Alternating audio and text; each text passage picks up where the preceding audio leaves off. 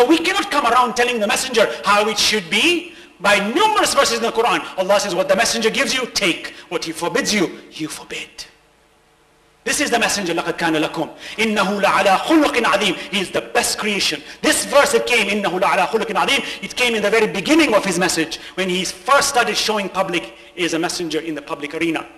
Not later. So people have the audacity to take abasa and attach it to the Prophet and make all types of mistakes to the messenger. Allah said, this messenger is not ordinary, that your shahada belongs to him.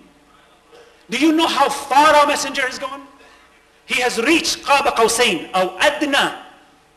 Even Jibreel could not reach it in Mi'raj. He says, Allah has chosen you, O Muhammad. Only you can go there. Can you imagine? This is the very man you and I can say made mistakes. What's the matter with us? This is the very man you and I can say we need to put him aside. What's wrong with us?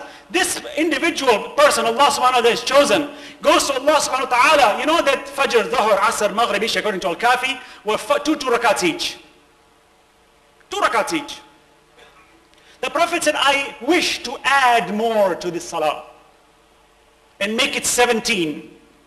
I wish to add 2 for Asr, 2 for Dhuhr, 1 for Maghrib, and 2 for Isha. If you really look deep, it was actually Allah's command. But he did it through the Prophet. And he locked us in. He says, if you have any idea tomorrow to disconnect from this Prophet, know that even your salah is invalid without the Prophet. So Allah says, I agree. I accept your 7 rakats. He says, when my believers travel, they will drop it. But 1 in Maghrib shall be retained as a sign of your prophethood. That's why there's no qasr in Maghrib. Did you ever notice, by the way? Any salah more than 2 rakat is always different.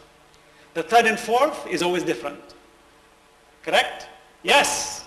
It's known as wajibe takhiri. You can choose Surah Fatiha or Tasbihatul Arba. It's different from the first 2. Why? Because these are additions of the Prophet. These are signs of Prophet. To that extent that even in your salah, if you do not send salam to the Prophet, your salah is batil. We're talking about wasila here. Should I start? Subhanallah. Where should I start? Allah subhanahu wa ta'ala has completely intertwined my whole religion around this messenger. How can I go directly to Allah? How can I do sujood to him and say, I want you, Allah, I don't recognize my Prophet. Now, no one said that we go and beg to the Prophet because our Prophet is a God. Subhanallah, what a miracle that as great as this man is, the Holy Prophet sallallahu alayhi wa sallam, you'll find that no Muslim in the world worships him. Did you notice that? 2 billion Muslims on earth, you will not hear anybody worshipping him as a God. That's a miracle. Considering how important this messenger is in the Quran, how elevated is his status, no Muslim, Shia nor Sunni worships the Prophet. And by the way, we do not worship our Imams. These are false allegations and we all know about it, but this is what we call mudslinging. Salawat ala Muhammad wa ala Muhammad. People say, why don't we go straight to Allah? Who stopped you? نحن أقرب إليه من حبل الوريد. Who stopped you? Of course you can go straight to Allah. No one's stopping you. The problem is not that. The problem is to come and say, don't do the other. But I say to you, there is no better dua which you ask Allah subhanahu wa ta'ala than the one which is wrapped in an envelope. And that envelope is salawat ala Muhammad wa ali Muhammad.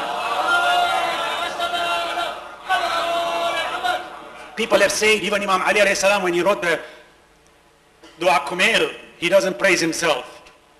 The dua is a dua to Allah subhanahu wa ta'ala, but maybe they haven't read the whole dua kumail. In the end, what does Imam say? Does he not send salam to the family, to the Prophet and his family in the dua? Why? It's the end, you see.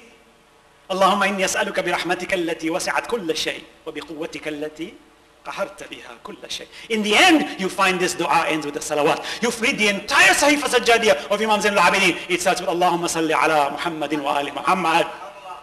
Why? People say, why the wasila? The wasila is because Allah sent them nurun ala nur, yahdillahu li nurihi man yasha. If you and I have the audacity to go into sujood and say to Allah, I am coming straight to you and I don't need your personalities. This is the same thing Iblis did when Allah commanded him to bow to Adam. Because he said to Allah, I don't need this Adam, I need you. Allah says, you follow what I give you. I don't need your sujood. Didn't Iblis say that? He said, I'll worship you better. Allah says, says, I don't need your worship. I need you to obey my command. You want to see the best example of wasila? I ask you, when Adam alayhi salam was going to receive his soul, his spirit, is it not true as Muslims today that to bow to a human being generally is haram? Yes, it's shirk. We call it shirk, association with Allah. Then I ask you the following question. Why did Allah command his angels and Iblis, who was among the angels, to bow to Adam? Why didn't he ask all of them to bow to him? Isn't that the objective? To bow to Allah. Look, Allah is showing the wasila here. He says, I have chosen Adam. وَإِذْ قَالَ رَبُّكَ لِلْمَلَائِكَةِ إِنِّي جَاعِلٌ فِي الْأَرْضِ خَلِيفَةً. He is my Khalifa. You will bow to him. Now we say, but Islam forbids us from bowing. I say to you, if Allah tells us to bow to a rock, it becomes wajib.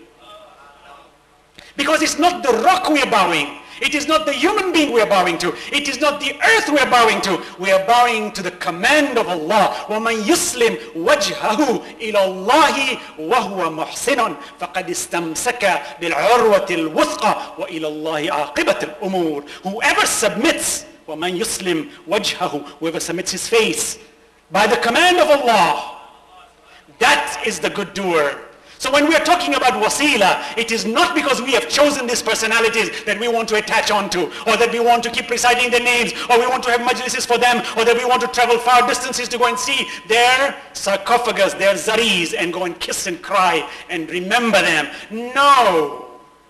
It is because Allah subhanahu wa ta'ala loves them by saying, Nurun ala nur, yahdillahu li nurihi man yasha. I, as a Muslim, when I go to the grave of the Prophet, interestingly, my Sunni brothers have not been trained to go and kiss sarcophaguses, sarcophagi, if you want to call it in proper English, meaning they have not been trained to go and kiss zaris. But ironically interesting, whenever I go to Medina, I tell you, if those guys with the sticks were not standing next to the zari of the Prophet, that place would not be possible to be touched. 100 million Muslims would latch on to the grave of the Prophet. Why? It's human nature. When you see a brother, do you shake hands with him? When you see your beloved son, do you hug him? Is that shirk? When you see your son and you kiss him and you hug him, or your daughter because you love them, is that shirk? No, it's an expression of love. As a matter of fact, if you didn't, people would say, what's wrong with you? Now who should we love more, our children or the Prophet? Who should we love more, our children or the Imams? So when we go to the graves and we touch it and we kiss it, is anything wrong with that? They say to us, it is shirk. I say, then don't kiss your wife, don't kiss your children, don't kiss any human being, don't shake hands with them. Because that's shirk too. See, this is play. This is a game people are using. It's an expression of reality. Allah subhanahu wa ta'ala has laid it for us. I'll continue here before I conclude my point. But the Quran is so clear on this. If you think that there's ambiguity in this matter, I will conclude with verse number 36 and 37. And you will see in Surah An-Nur, Allah subhanahu wa ta'ala leaves no stone unturned. And there are numerous verses like this in the Quran. People say, we should go straight to Allah if we need something. Sounds good, doesn't it? A 15-year-old boy came to me in London. He says, there's this person who's purified Muslim. You know who I'm talking about. The ones who walk around in a certain garb. They beat everybody. They call everything bid'ah, bid'ah, bid'ah, bid'ah, bid'ah. You know who I'm talking about. He comes to him and says, shirk, bid'ah, this. You mentioned Imam's name, Prophet's name. So he asked me, so what should I do? SubhanAllah, I showed him, and he used it.